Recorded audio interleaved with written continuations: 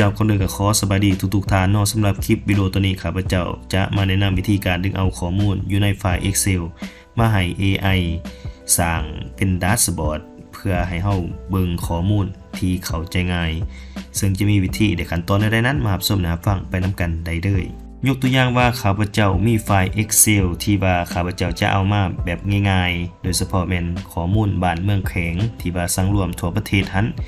และข้าพเจ้าจะเอาข้อมูลในไฟล์ Excel ตัวนี้ไปให้ AI สร้างเป็นแดชบอร์ดและสรุปออกมาเป็นตัวเลขสังรวมทั้งหมดที่เฮาเบิ่งแล้วเข้าใจง่ายในกรณีนี้เห็นว่าข้อมูลเฮามันจะมีหลายเนาะมันจะมีหลายบ้านหลายเมืองแล้วก็มี18แขวงทั่วประเทศบัดนี้ข้าพเจ้าจะเอาข้อมูลนี้ไปให้ AI สร้างเป็นแดชบอร์ดที่เฮ็ดให้เฮาเบิ่งง่ายสะดวกขึ้นเนาะทำวิธีนี้ให้ทานเปิดGoogle Chrome ขึ้นมาเนาะเปิด Google Chrome ขึ้นมาหลังจากนั้นให้ทานพิมพ์คำว่า Gemini หลังจากนั้นก็กด Enter แล้วมันจะเป็นเว็บของ Gemini ขึ้นมาหลังจากนั้นให้ทานกดเข้า Google Gemini ตัวนี้ให้ทานกดเข้าไปหลังจากที่ทานกดเข้ามาแล้วทานก็ต้องล็อกอินเฮาต้องมี Gmail ของเฮาเพื่อล็อกอินเข้ามาแล้วเฮาจึงสามารถเซตกับ Gemini ได้คือหน้าตาแบบนี้เนาะคือข้าพเจ้าจะมีaccount ข้าพเจ้ามีที่เรียบร้อยแล้วหลังจากนั้นให้ทานทักทายสบายดีกับ Gemini เป็นภาษาลาวก็ได้เนาะกด Enter แล้วจะรอถาคำตอบเข้ามาหลังจากนั้นเมื่อเฮาได้คำตอบจากการทักทายของ Gemini วิธีพอแล้วขั้นตอนต่อไปในทานเข้ามาที่เครื่องหมายกาเด็กบวกตัวนี้ทานคลิกเข้าไปแล้วให้ทานไปเลือกคำว่าอัปโหลดไฟล์คลิกเข้าไปบาทหนึ่ง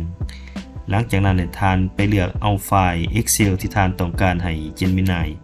สร้างเป็นแดชบอร์ดเพื่อสรุปข้อมูลให้เฮาแล้วให้ทานเลื่อนเบิ่งตัวนี้ข้าพเจ้าจะเอา Excel ตัวบ้านเมืองแข็งทั่วประเทศนี้ข้าพเจ้าก็คลิกเข้าไปหลังจากนั้นให้ทานกด Open หลังจากนั้นให้ทานพิมพ์ข้อความเข้าไปเลยเป็นภาษาลาวก็ได้เนาะยกตัวอย่างว่าข้าพเจ้าจะพิมพ์คำว่าช่วยแปลงข้อมูลทั้งหมดนี้ให้เป็นแดชบอร์ดสรุปข้อมูลให้เข้าใจง่ายหลังจากเราพิมพ์ข้อความแบบนี้เข้าไปแล้วเนาะสำหรับท่านใดที่ว่ายังคิดบ่ออกว่าจะให้ AI สร้างแดชบอร์ดรูปแบบใดเฮาก็พิมพ์แต่เพียงเท่านี้ก็ได้เช่นเดียวกันหลังจากนั้นให้ทานเข้ามาที่เครื่องมือคำว่าเครื่องมือคลิกเข้าไปแล้วให้ทานเลือกคำว่า Canvas คลิกเข้าไปบาทหนึ่งหลังจากเขาเลือก Canvas เป็นที่เรียบร้อยแล้วให้ทานกดส่งตัวนี้ไปเลยเนาะคลิกเข้าไปหลังจากนั้นให้ทานรอถาและ Gemini เขาจะgenerate ข้อความของเราให้มาเป็นแดชบอร์ดเนาะแล้วก็รอถาตอนนี้เนาะ Gemini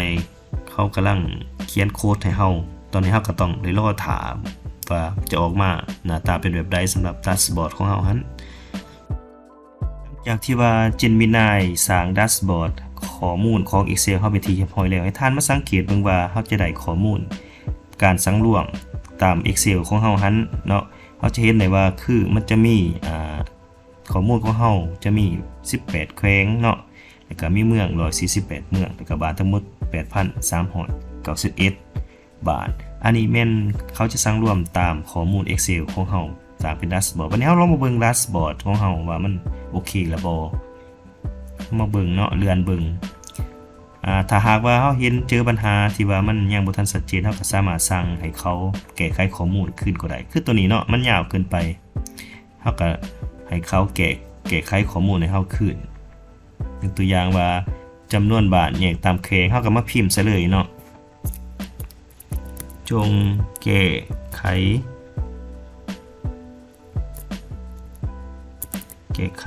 เนาะตอนนี้มันจะเป็นซาร์ตเราก็พิมพ์คำว่าซาร์ตเข้าไปจงแก้ไขซาร์ตจำนวนบาทแยกตามแขวงให้สั้นเขาเนาะเพราะว่าตัวนี้ค่อนข้างว่าจะยาวเกินไปเราก็กดส่งหลังจากนั้นก็รอถาให้ Gemini เขาจะแก้ไขตัวชาร์ตตัวนี้เนาะว่าจะเป็นหน้าตาแบบไรก็รอถาเนาะ ที่เนาะหลังจากที่ว่าเขาแก้ไขแล้วเขาก็เห็นเป็นซาร์แบบนี้เป็นแนวนอนจะเห็นว่าเข้าใจง่าย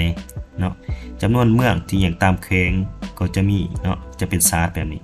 เมืองที่หลายกูเป็นเมืองเป็นแขวงที่หลายกูเป็นแขวงสวรรณเขตที่ว่าเมืองหลายวันนี้เฮามาเบิ่งการสังรวมรายละเอียดทั้งหมดนี้เนาะทาง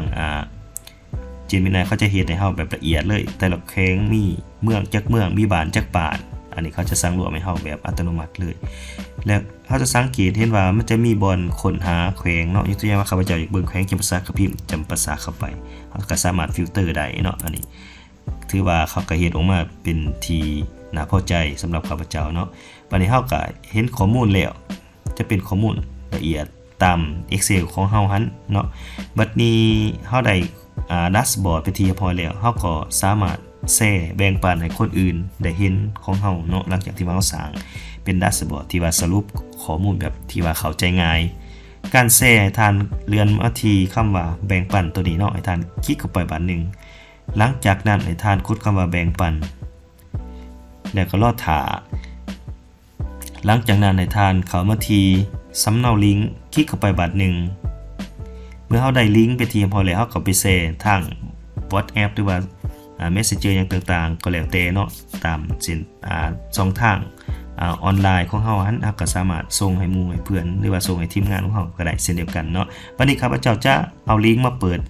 อยู่ที่ user ของ Gmail อีกอันนึงเนาะว่าจะเป็นหน้าตาแบบใดยกตัวอย่างว่าข้าพเจ้าได้ลิงก์มาไปที่เรียบร้อยแล้วข้าพเจ้าก็เอาลิงก์มาลองเปิดใส่อีก account อันนึงของ Google หัน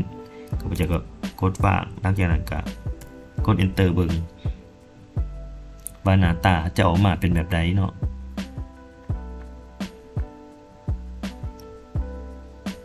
โอเคเนาะสำหรับคนผู้อื่นหรือว่าหมู่เฮาเปิดเข้ามาเนาะเฮาก็จะเห็นหน้าตาเป็นแบบนี้เนาะสำหรับข้อมูลที่ว่าทาง Gemini ได้สร้างเป็นดัชบอร์ดให้เฮาเพียงเท่านี้เฮาก็ได้ข้อมูลที่ว่าสามารถแชร์ให้หมู่เพื่อนของเฮาได้แบบง่ายๆและข้อมูลก็เบิ่งละเอียดและเข้าใจง่ายอันนี้แม่นวิธีการอันหนึ่งที่ว่า AI สามารถช่วยเฮาได้ในการสร้างดัชบอร์ดจากข้อมูลที่ว่ามีข้อมูลที่ว่าเป็นข้อมูลที่ซับซ้อนแต่ว่า AI เขาจะสามารถสร้างเป็นดัชบอร์ดและสร้างรวมข้อมูลให้เฮาแบบอัตโนมัติและเฮ็ดให้เฮาเข้าใจง่ายในการเบิ่งข้อมูลในการวิเคราะห์ต่างๆเนาะเจ้ามาฮอดนี้ก็ขอขอบใจหลายๆที่ท่านให้เกียรติรับฟังตั้งแต่ต้นจนจบและขอให้ท่านช่วยกดถูกใจและกดแชร์ในช่องทาง Facebook YouTube และ TikTok เพื่อท่านจะบ่พลาดคลิปวิดีโอใหม่ๆจากข้าพเจ้าขอขอบใจหลาย